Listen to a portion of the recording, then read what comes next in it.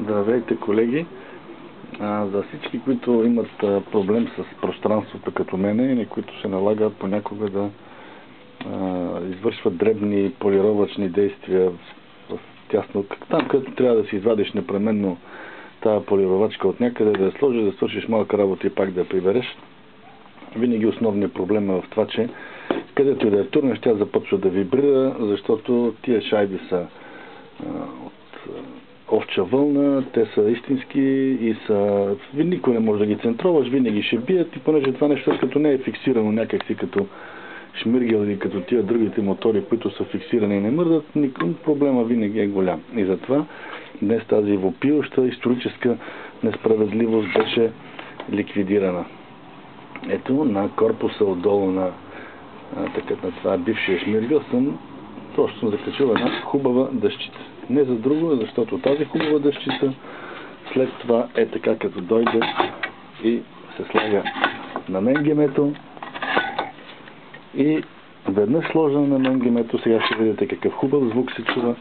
Единствената разлика е, че шмиргел може да работи легна, може и с тук да се тури, да бъде с главата надолу. Единствено съм завъртял тая част от корпуса на 180 градуса, за да ми дойде копчето отгоре. И ето какво става сега.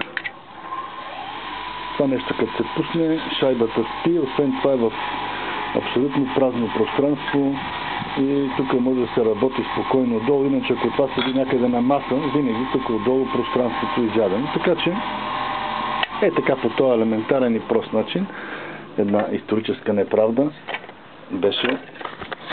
беше ликвидирана. А иначе това нещо седи и така. И сега ако го пусна, ще видите как ще почне да пътува по цялата маса, но просто няма смисъл да ви убеждавам в нещо, което знаете много добре.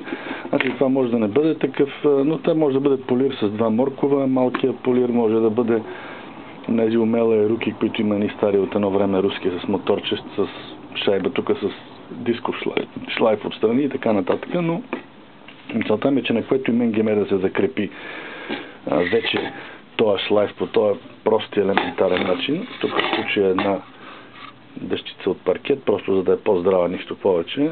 Значи вибрациите са нулеви и се работи безкрайно лесно. Честита Коледа на всички и умната до година!